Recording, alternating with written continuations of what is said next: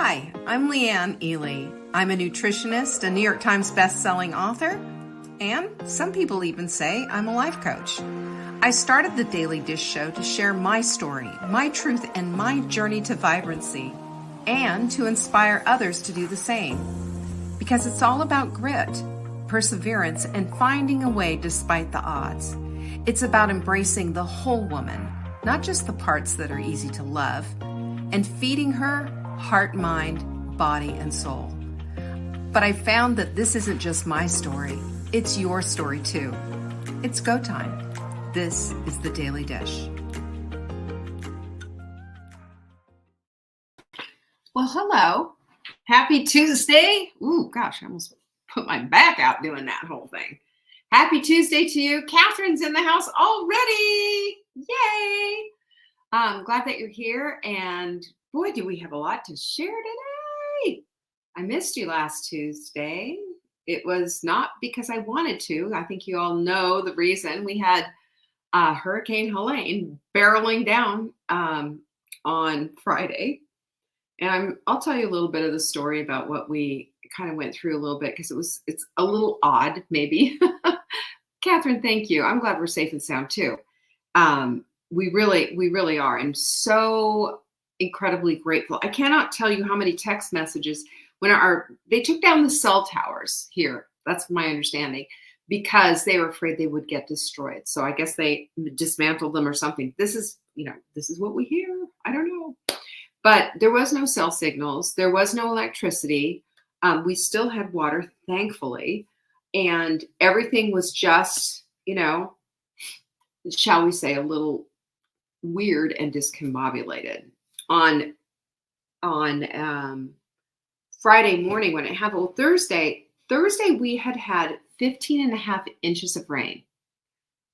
I want you to let that sink in. It made the national news. They showed rain in the area, and Conisty Falls, where I live, had the most rain by any stretch. Hey, Martha. And Conisty Falls, 15 and a half. Brevard had 11 inches, just to keep it into perspective of how much rain this little mountain had, where we all live. And at the time we went to bed on Thursday evening, we lost power. And I thought, okay, we lost power. Here we go. Hey, Noreen, long time. It's so good to have you here. We lost power, and then it came back on. And I'm thinking, oh, okay, so we dodged a bullet, right?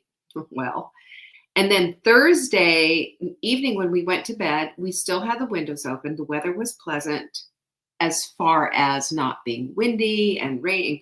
Just beautiful. The sound of rain that they put in those apps so that you go to sleep. That's the kind of rain we went to sleep with. And when we woke up about 7 o'clock, it was starting to get a little bit more, shall we say, excitable. And then the wind started to kick up and all of that. And of course, we still got a little rain in the house, but we cleaned that up easily. And then all of a sudden I'm watching, and it felt like looking out of a window onto a movie screen, because we have huge oaks and pines, and they're doing this back and forth like this. I mean, like nothing I've ever seen. Our little tranquil lake had whitecaps on it, and it was risen high, and our boat was like, even though it was moored, it was going all over the place. And I was looking for my paddleboard was gone. It apparently blown off the deck and was probably in the water somewhere. We've since recovered it. But it was just really surreal. And I was thinking, well, why didn't we know that this was happening? Why didn't we have the warning? We really didn't have much of a warning, except that, maybe a tropical storm will be coming through and there's residue of rain. We thought residue. We didn't think, head on into it. So and then we started hearing trees going down all around us, and we were just absolutely scared witless. And of course, we didn't think until after the fact, we should have moved downstairs, because if anything had gone through our house, we would have been dead. We have huge trees around our house. So, after all of this stuff had happened, and after everything is out and all the electricity. I couldn't get in touch with my kids to let them know I was okay, to find out if they were okay. So there was a lot of all of this, and the tension, of course, built up with it, and the disbelief of what I just witnessed was there. I mean, I'm thinking hurricane, mountains, what? you know, what is going on here? Hurricane, mountains. Those two things should not be used in the same sentence. And yet here it came barreling through. And we got the small amount of it. We were somewhat protected. Our little house was protected the way everything was. You would not believe the landslide that we saw. There was like a 200-foot landslide. And it's the cut through that we always use, excuse me, to go up to the pickleball courts. Mark didn't know it was bad. And he half slid down the mountain. Our car is filthy. It has mud. And he just kept praying, not over the side, not over the side. If he'd gone over the side, I don't even want to think about that. But, he's been trained to drive those great big fire trucks, through very bad conditions. So he knew what to do. God, if it had been me, it wouldn't have probably come out as well. And there were a few other places, like places where we went. It took us almost, like an hour and a half. It usually takes us 30 minutes to get to Caroline and Sam. And we went there on Sunday, desperate for information because we couldn't get through. And we got to Caroline and Sam's house, and they're not there. They had left. They went to Dunkin' so that they could get something hot to eat. They're all electric. So, and they were in line. They said, yeah, we don't, suddenly we get a sales signal, and I'm calling them and finally hear them. And I saw their dogs, at their house and everything. So I figured everything's okay. There's no trees on their house. But those moments Hendersonville got hit hard, and then Asheville is so disrupted. Their water infrastructure is gone. The 3 treatment plants are gone. And then you go north a little bit more and you start getting into Candler and all those areas where entire communities were wiped out.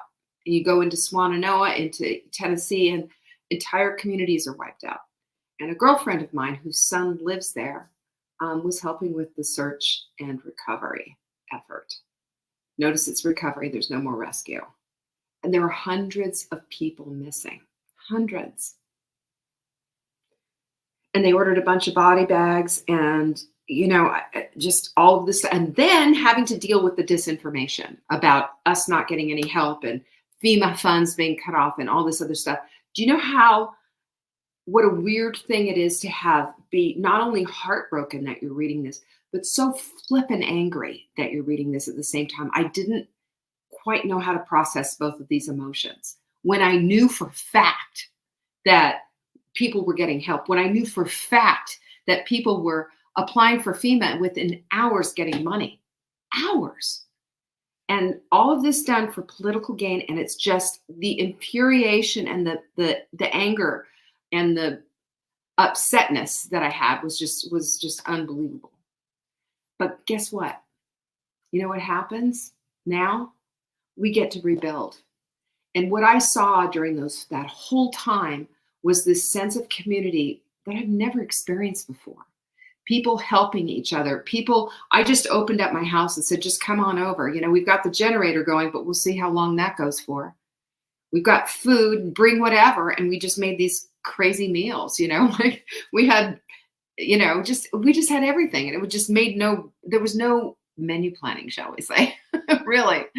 But there was plenty of food, and there was plenty of people who came over and were grateful for the fact that they could be with other people and talk about their experience and just connect. I wrote about that in my blog, which and that was published this week. So if you haven't read it, it's there, and it's probably in your email. And today I'm going to take it a step further and really talk about how it's okay to not be okay. Because that's the thing that I'm really working on and really trying to process, because it is such a, muddle of emotion and all kinds of things that I'm thinking about and trying to process. And, for me, I am one of these people who likes to take the project, work through the project, and get the project Done. I don't like the long extended stuff, right? This is not your human psyche doesn't respond to what it is that you want to do or check your box or check the list or any of that. Your human psyche needs to deal with trauma the way it needs to deal with trauma. And it's up to you to sort through it all. And it's up to you to see that, you do it differently than so-and-so. We all do. And we need to give ourselves that kind of latitude. I'm going to talk about that today. Meanwhile, hi there, Lynn. Thank you, Noreen. I am doing a lot better. I'm still processing, and then with Milton coming, oh my gosh. Hi, Jane. With Milton coming, and did you hear what the mayor of Tampa said? If you stay, you'll die. Get out now. I mean, that's that's me, kind of putting it together. Hey, Nancy, Mother Hen's in the house. Y'all, what's going on here? What's going on here? I just sent a text message to my brother. Are you going to be okay? He's in Ocala, which is in the kind of inland, but it's in the path. What's going on out there? What's up with the weather? And then I had somebody who actually had the nerve to tell me that it was the Democrats creating these hurricanes. Come on. That's not loving. That's not kind. This isn't a political game. These are people's lives we're talking about here. And we need to love. We need to care. We need to be very, very particular about our words and double check everything to make sure the things that we're saying are accurate. I heard, you say I heard to me, I'm going to just cut it off. Nope, not going to listen. Hi, Diane. Hi, Virginia. It's time for us to really do real research, not just all the confirmation bias crap that everybody does, but real research. What's FEMA telling us? What are the real things that are happening here? Because there's truth out there. It's got to hunt it down, right? And I will tell you what I saw with my own eyes is a whole lot of help. Mule teams are out there in the high country going up and taking supplies. Helicopters are dropping stuff in. Millions of bottles of water and food and all kinds of stuff. Is everyone taken care of? No. Is everyone being searched for? You better believe it. No person is going to be left behind because, fill in the blank conspiracy theory. I'm just done with all of it. It's garbage. And y'all are better than that. So if you hear something, don't just say, oh my gosh, I didn't know that. Say, really? Is it really true? And go take a look. And for your information, I go to Reuters, Reuters. Reuters this is where they report the news, and this is where everybody spins off of it. So go to the source. That's where we should be getting our news. And go to FEMA and go to the northcarolina.gov to find out what the heck is going on and what the response has been and what's really happening. I implore you to do that. Don't be another Charlie Brown's teacher, right? That's exactly it. Don't be another one of those little parrots out there who's just squawking off and saying all kinds of garbage. People's lives are at stake. And they don't get what they need because you said something crappy and stupid on Facebook that you never bothered to check out. That's on you. We need to all take what we say seriously. Our words carry weight. Okay? That's all I'm going to say about that. In the meantime, I know it's just, you have, and that has, I will say this. I don't usually get all wrapped up in this stuff because I know that there's a political implication here because I know who's been saying this garbage, right? And I don't care anymore because it's not about that. It's about the falsehoods and the lies. That's what I care about. And I'm going to do everything in my power to stop that because, again, people's lives are at stake. That's it. That's it. So if I can be a voice of truth with verifiable facts, I'm going to do it. And if people don't like it and it's like, oh, Leanne's being political, fine, have at it. You know, unfriend me now is what I would say. But I can't sit by and watch that and just not say anything. It's just wrong. So there I am. You know what Ella Fitzgerald said? She said, hi, Carol. I'm glad you're here. She said, just don't give up trying to do what you really want to do. Where there is love and inspiration, I don't think you can go wrong. And I wanted to say that. There's love and inspiration behind everything. What I'm trying to do here is I'm trying to make sure that the truth gets out. What I'm trying to do here is make sure people's lives are saved. What I'm trying to do here is encourage you to do the same thing. Because that's what sisters do for each other. Am I right? Pinkies out. All right, so tonight, if you're part of the Recreate Your Life book club, girlfriend, it's on tonight. It's our informational meeting. We're not actually going to go through everything, and I'm going to show you and everything that is involved with this, how the whole thing is set up. You should have your books by now, or at least have them ordered, because, our first meeting will be in the beginning of November. Cool. You ready for that? Is it going to be fun? So and I just want to say too, we just had somebody sign up today. You can still sign up for Recreate Your Life book club. And remember, it's heart, mind, body, and soul. These are such great books. Check it out at savingdinner.com/recreate. You can still be a part of that. Also, our holiday planner, it's getting a little bit of loving from y'all. I hope you get it. Our holiday planner is a little bit unique in that it's also gives you some downloads to our holiday cheers plan, which is just going to help you stay on task, and everything else that you're looking for. You know, what we're trying to do here with the holidays is make it less hectic and make it more of a time where you have a little time for self-reflection and self-care and all of that. You can find it all at savingdinner.com/planner. That's where we've housed it.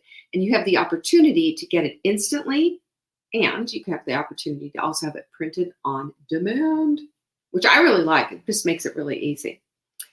Lastly, of course, our Thanksgiving planner. Always, how can you not get that?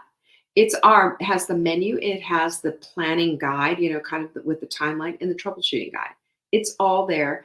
That's at savingdinner.com/Thanksgiving. Of course, because it's time. It's time. Share that link too, would you? I want people to get that. I want them to see that Thanksgiving doesn't need to be nearly as scary as they think it is. And then, of course, the sprint kits are massively on sale. You can find those at savingdinner.com/sprint kit.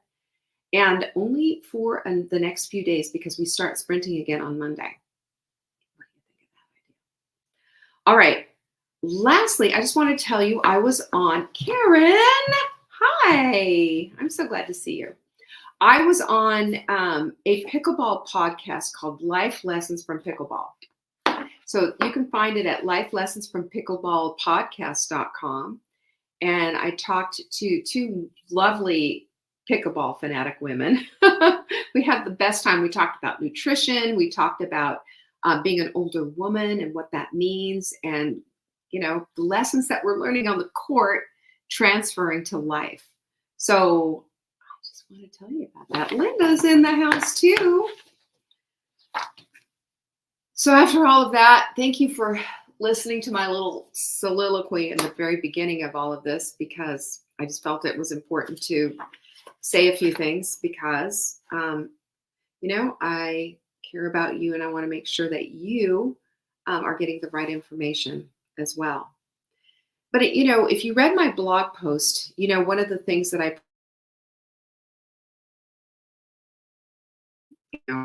the storm and all of that, the one is the biggest ones. The one that I'm really working on and trying to process right now is the part of it's okay to not be okay.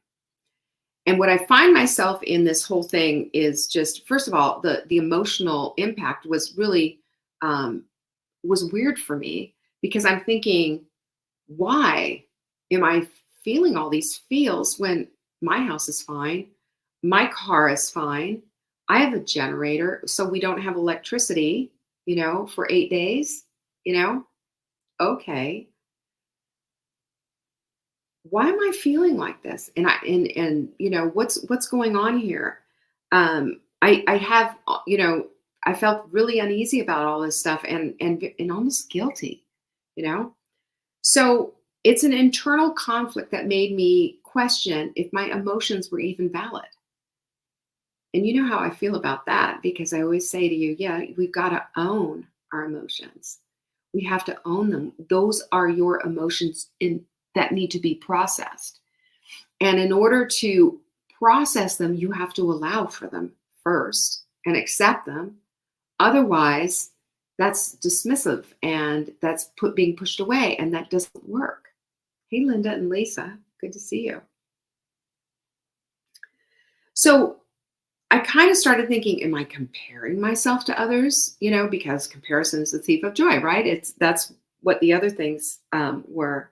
Is it survivor's guilt? Because I know people are right now, under landslides, or have drowned in their cars, or what I know what's happened out there. And then to add complexity to that, with Milton happening down there, and with what the Tampa mayor is saying, leave or die, essentially. This whole thing is just like a big mushroom cloud of emotion in my little psyche. So, when I started looking at this and I wanted to say, okay, so what is all of this? What is this? And I decided it's a little bit of everything. It is a buffet, ladies and gentlemen, of emotional complexity that all kind of ties into everything. And, survivor's guilt is a thing.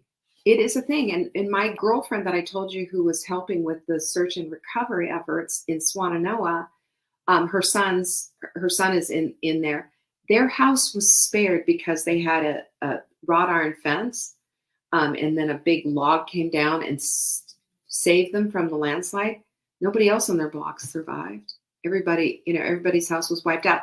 They weren't there, and their kids were with their grandparents, so he's got humongous survivor guilt going on right now. And the thing is that there's a psychiatrist named Charles Marmar, and he says that survivor's guilt stems from the internal belief that because you were spared while others suffered, you somehow don't, deserve to feel okay, let alone you don't deserve to feel bad, let alone okay. So, hopefully that guilt morphs itself to empathy, and empathy moves us to action to do something and to help. Right now, they're gathering winter clothing for people in the mountains, in the higher country than we are, because they've lost everything. They need jackets, they need blankets, they need mittens and hats and things of all sizes. So we're gathering as a community. This is what we're doing. Empathy is the needle mover on this. We can move out of survivor's guilt and move into action. What can I do because I am more fortunate than you? What can I do to make this happen? So the other thing is, and you know this because this is another thing that I have shared a lot, is we have a tendency to minimize our feelings and how we're feeling. And I think a lot of times we do this minimalization, especially in something like this, which, by the way, is a traumatic event, right? We minimalize it because we're comparing ourselves. Again, we're looking at that. And so we feel like we almost have to qualify the hardship that we're feeling. We feel like we almost have to say, well, we were without electricity for 8 days, but we had a generator, because we're pretty darn comfortable. There was a couple of times I ran into the wall and almost gave myself a black eye. I swear I was just seeing stars because it was so dark out, just dumb stuff like that. But, our emotions are valid, and I need to work through mine without looking at other people's, issues and circumstances, and allow myself to have that time to do it. And so do you. And so does everybody. It's sort of like grief, when somebody goes through grief, um, grief comes in spurts, and it comes and it stays for a while, and then it goes away, and then it ebbs and flows like waves. That's what emotions do. We have to allow for that, because if we get trapped into this trap of comparison, um, we think that somebody else's feelings are more valid than ours. We start dismissing our own stuff. And then guess what? That never then gets processed. So this is called, by the way, comparative suffering. And it's a trap. Brene Brown said this about it. I thought this was like one of the best things that she's ever said. When you deny your own story, you also deny the capacity to grow from it. Right? Isn't that so true? So, in other words, when you downplay your pain, it doesn't make your pain any less, but it invalidates your own healing process. And that's the thing that I want to convey today, because my healing process does not need to be invalidated. Either does yours. You do it on your own timeline. You do it in the way that you can, the best way that you can possibly process it. And of course, if you need more help, there's always people out there to help you. Because we just need to understand this. It's all trauma. And where you are on the spectrum of trauma doesn't matter. What matters is this what it is? Is this what you're going through? Is this how you're feeling? Allow yourself to process, because trauma is subjective for each and every person. The way you experience it, the way I experience, it's going to be different. I read a really interesting blog post about this guy who was in Ada or whatever, down in New Orleans. And he was talking about everything he went through. And you know how he was processing his? He buried himself in work. He went and found wherever he could get a Wi-Fi signal and just went kind of right at it, because he was spared. He didn't have all the things and all of that. But then he recognized and realized months later, after a lot of the cleanup had happened and blah, blah, blah, he was feeling depressed. He was feeling terrible. He just couldn't put his finger on what was wrong. And it was very clear. It stood out like this glaring bright light in the middle of the dark. You didn't process your stuff, dude.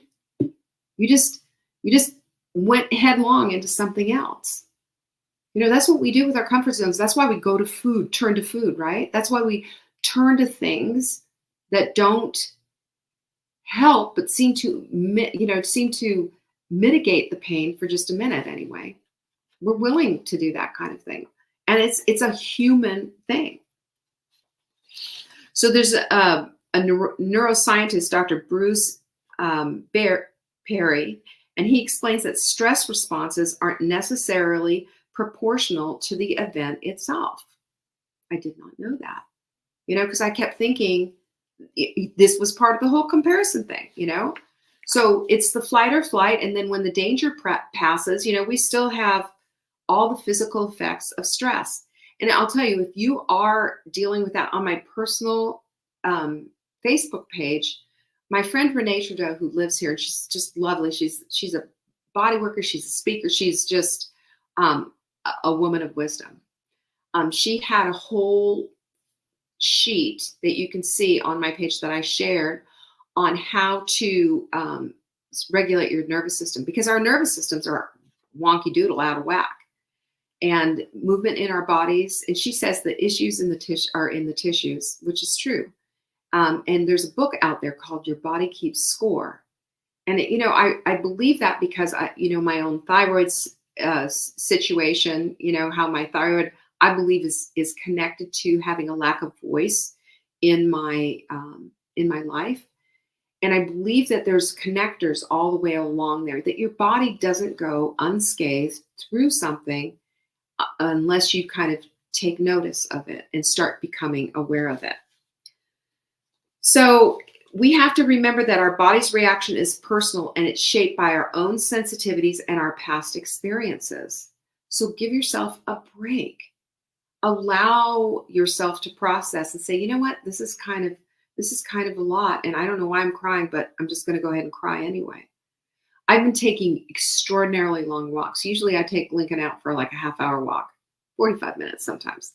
I've been going for an hour and a half, 2 hours. So much so that the dog is dragging himself back into the house. But these walks have just really helped me. And in the whole walk, I'm saying affirmations. I'm praying. I'm asking for peace. I'm saying, I don't know what's going on in here, but help me sort this garbage that's between my ears. Those kind of things. And these kind of, getting out into nature. And at first it was really hard because all I heard around me were generators and chainsaws and blowers and, all that stuff. And I still am hearing a lot of chainsaws, lots of cleanup still to be done. But I can block it out now and just realize that this time for me, moving my body, thinking about these things and spiritually aligning with God and asking for this help and praying, even when I don't understand about why us, why did we have all this? Anyway, all of that just really floored me. But there's a lot of science behind all of this. There's cognitive behavioral therapy, and I strongly suggest that you find a therapist like that if you're really struggling and you can't seem to get past a certain point, or if you're running yourself into this little loop where it seems to get better, then it gets bad again, and then along you go. But, cognitive behavioral therapy is one of the things that they do in there is that they will accept and label your emotions. That's what they have you do. And one of the things that we as people have a real difficulty doing sometimes is moving beyond just like 4 emotions. There's complexity to our emotions. What do we understand here? It was like what I told you earlier in the program, how when I was getting all this disinformation from people who love and care about me and sending me these messages, that the heartbreak of, first of all, hearing that because it was absolute garbage, and also the anger from hearing about that, having those 2 things together was very confusing and hard to process. But it was important that I labeled these emotions so I could accept them and then do something about them, which I did. I opened my big fat mouth on Facebook and said, this is true. This is not true. Stop this. Be this. Help out. Be the conduit of peace here.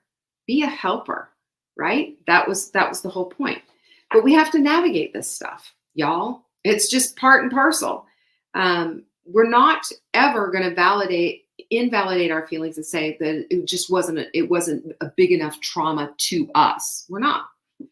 But we can start to say, okay, I'm going to move into this place of recovery, and I deliberately want to take some action steps. What can I do? Number 1 is to acknowledge your feelings. Girlfriend, they're there. They're there. If that's how you feel, that's how you feel. Give yourself permission to do all the feeling of that. And it could be a roller coaster. It could be all over the place, And the other thing is, emotions don't operate on a hierarchy. Like, this one requires your attention right away, and this one you can kind of dismiss down here. They come as they come. And as they come, it is up to us to do the acceptance and the labeling of those emotions. And it makes it at least to me, it seems like it makes it make sense a little bit more. It helps us to see things a little bit differently. And it helps to say, okay, so yeah, I can keep working through that. Number 2 is stop the minimizing, Trauma is trauma, whether it's emotional, whether it's physical, whether it's a combination of all. Your experience, my friend, is valid. It's valid. So if you feel rattled, you feel anxious, you feel upset, guess what? Your feelings matter. They matter, and they deserve your attention. Okay? Is that a deal? Pinkies up on that? Also, practice self-compassion. Don't dismiss yourself. Say, yeah, I understand why you're doing this. There's a researcher named Kristen Neff, and she shows that self-compassion, treating yourself with the same kindness that you would a friend. Are you hearing me on this? She says it's critical for emotional resilience. And guess what happens with emotional resilience? That's our flexibility. Our flexibility. And do you know what our flexibility helps us to do? Weather these storms. These flexibility helps us to become more of who we're supposed to be. It helps with emotional intelligence. It helps with everything. And then number 4 is to connect with others. You know, one of my big goals is not always talking about this damn hurricane, you know. But when we're talking about our emotions, you know, what is the tipping point on the emotions? The hurricane. You know, so we're going to be talking about that for a minute. And you know, my friend, that we all understand. Today we played pickleball. It was my big girls group that we played, and we were all looking at the courts going, what? We could see that the water line and the mud line had come way, way up. They had taken days to pressure wash this and get rid of all the mud. But guess what? We got to connect. Guess what? We got to hug it out. The people I had not seen yet. I said, oh my gosh, Susie, it's so good to see you. And I hugged her. And then Jenny comes running. She said, you haven't hugged me. And I just thought, you know, what a beautiful thing that we have this kind of community that we can hug one another and just sit, you know, that's a connection right there. And then the last one is to give yourself time. Lord, there is no timeline on getting over something. There is just your timeline on what it is that you need at this time. Because some days you're going to feel fine, some days you're not. Some days it's going to be a little bit tenuous, and some days it's just going to be like, you know, here I am. I'm just out there. I'm doing it. I survived this thing. I'm pretty strong. I'm resilient. I'm going to go through this. It's okay to not be okay, though. It is. Because healing begins accepting exactly where you are right now and not where you think you should be. That's a biggie. Because when we compare ourselves to others and we start thinking, well, it wasn't that bad, and we start dismissing, we lose that grasp on those emotions and we can't process. And that's the whole thing about it that I wanted to share with you today. Because when we can get to that place, then we do process. And when we can process, we can grow from this experience. It's a teacher, a painful teacher. But at least we have one another, and at least we have this ability to see it, to do something about it, to take action, to have empathy, and all the rest. And thank you so much for listening to me blather on today. I went a little bit long, I know, but boy, I appreciate you all. You are my community. Do not forget. Oh, by the way, one more thing I wanted to say too is our retreat is still happening. It is not happening in the Cedar Mountain Community Center any longer. They are going to be closed for repairs. They got hit. They've kind of just, you know, they're basically duct taped together right now, and still using their kitchen to feed all these volunteers and firefighters and everybody else. So their kitchen is open. They're off the schedule. But I've got 3 other irons in the fire, and we will have a place to have our retreat. So don't let that stop you. Lynn, hello. I appreciate you so much. Thank you, Jane, and Catherine. So I do hope you still come. Go to savingdata.com/retreat. I promise you it's going to be a life-changing event. Okay.